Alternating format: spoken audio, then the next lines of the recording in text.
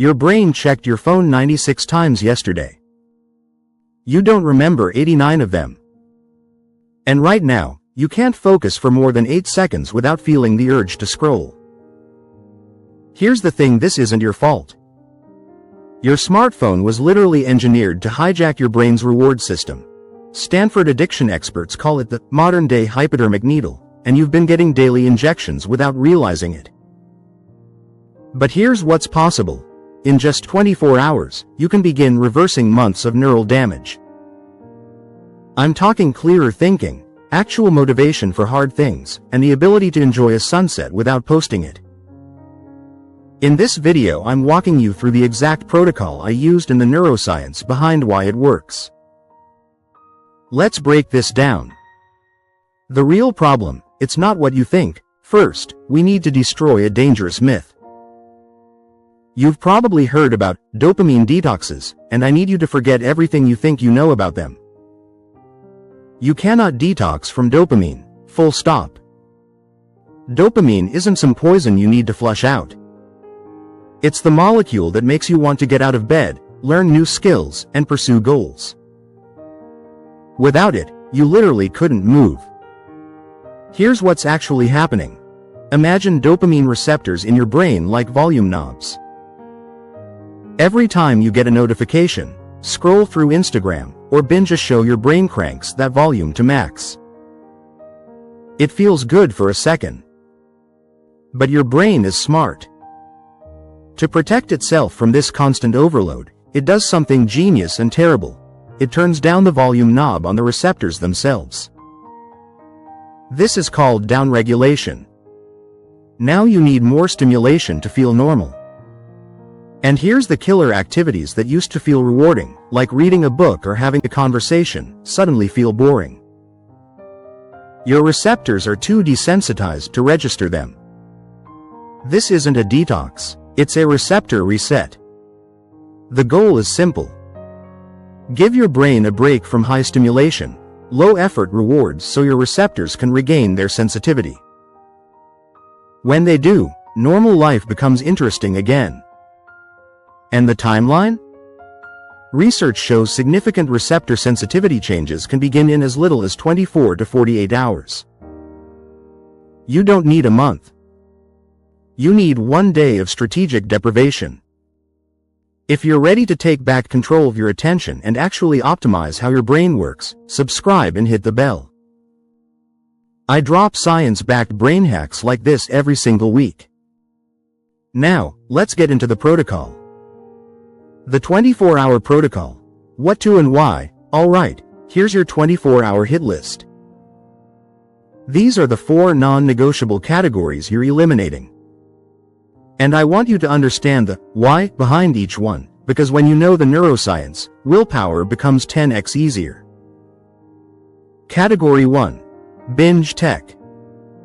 This is social media, streaming services, YouTube shorts, video games, news sites, forums, anything with an infinite scroll or autoplay. Why? These platforms use variable reward schedules, the same mechanism that makes slot machines addictive. You never know if the next swipe will be gold or garbage, so your brain stays in a constant state of anticipation. That's pure dopamine without any actual reward. For 24 hours, delete the apps. Not just log out, delete them. Use browser blockers for websites. Make access inconvenient. Category 2 and 3. Cheap thrills and consumables. Pornography, dating apps, alcohol, recreational drugs, junk food, excessive sugar. Why? These flood your system with dopamine spikes that have zero connection to effort or achievement. Your brain gets the reward signal without the work. This is the definition of cheap dopamine. For 24 hours, eat simple, whole foods. Water, coffee, and tea are fine. But no processed sugars, no alcohol. Category 4. Novelty-seeking behaviors. Online shopping, gambling, constantly checking for new products or deals. Why? Novelty itself triggers dopamine. When you're constantly hunting for the next thing, you train your brain to value the search over the satisfaction. For 24 hours, buy nothing. Browse nothing. Now here's the uncomfortable truth. The first 3 to 4 hours will feel awful. You'll experience what researchers call psychological discomforts, anxiety, restlessness, irritability, boredom so intense it feels physical. This is not failure. This is proof the protocol is working. You're in withdrawal, and your brain is screaming for its usual fix. Sit with it. Tolerate it. On the other side of that boredom is the reset. By hour 6, participants in clinical studies report the discomfort starts to fade. By hour 12, they describe mental clarity returning. By hour 24, they don't want to go back. What to do instead? The replacement strategy. Here's the thing nobody tells you. A dopamine reset isn't about not doing things. It's about doing the right things. You're not creating a void, you're filling it strategically. Research shows that difficult, effortful activities release dopamine too, but in a completely different way. Instead of getting the hit before the activity, like scrolling, you earn it after. This is the difference between cheap and earned dopamine. Here's your replacement menu. Physical movement. Go for a walk with no destination. No phone, no podcast, no music. Just you and your thoughts. If that feels uncomfortable, that's the point. You're learning to be present. Want intensity? Hit the gym, go for a run, do yoga. The harder the effort, the bigger the reward afterward.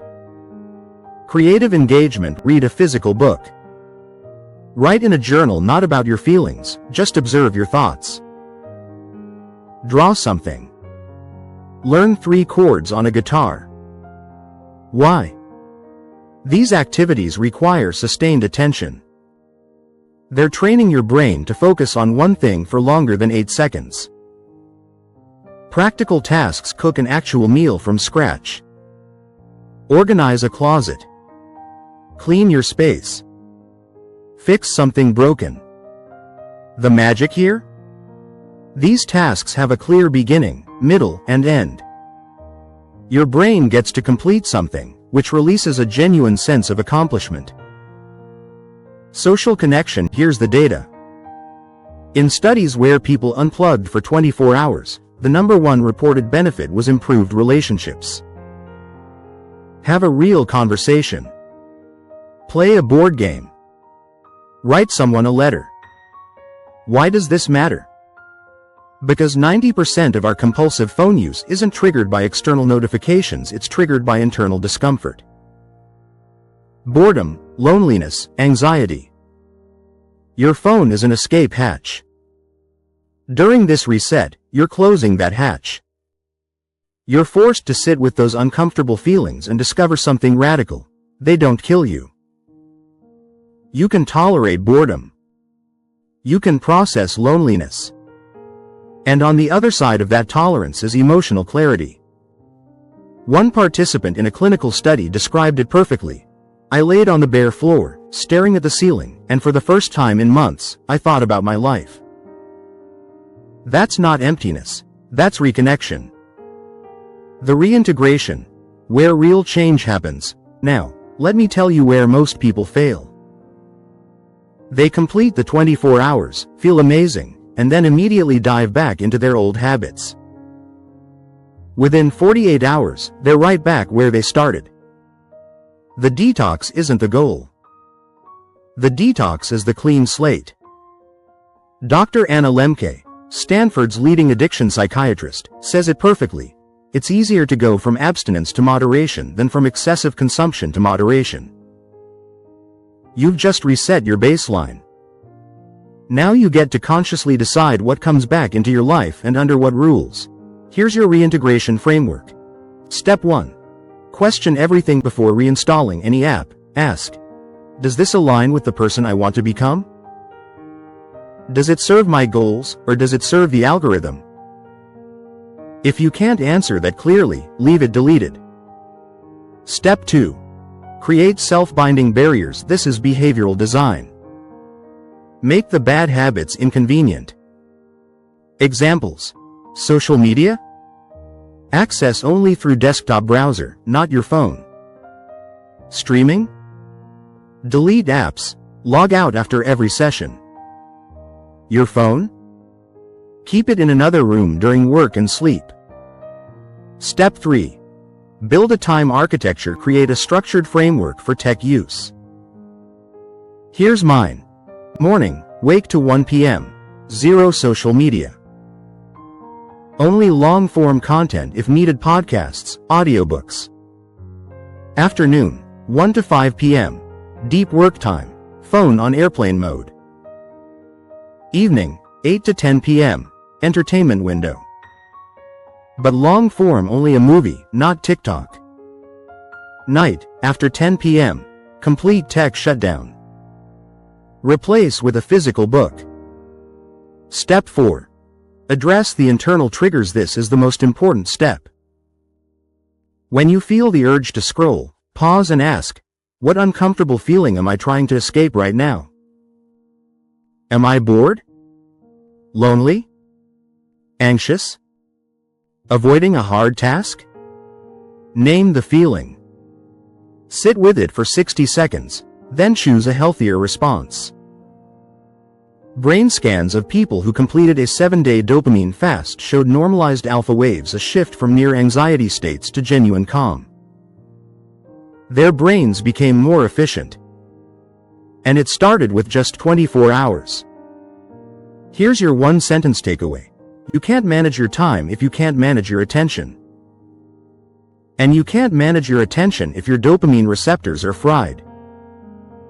This 24-hour protocol isn't a challenge. It's not a trend. It's a tool for self-awareness, a way to see how much of your life you've been outsourcing to algorithms. The next time you reach for your phone, pause. Ask yourself that question. What am I avoiding right now?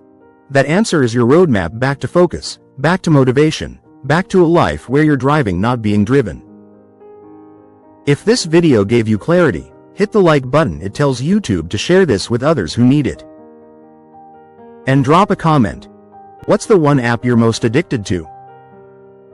Let's talk about it. And here's your next step. The next video, Master Your Morning. Daily Habits That Change Everything, shows you exactly how to rewire your morning routine to lock in dopamine regulation long term. Watch it next. It builds directly on what you just learned and gives you the daily system to make this reset permanent. You've got this. Now go reset your brain.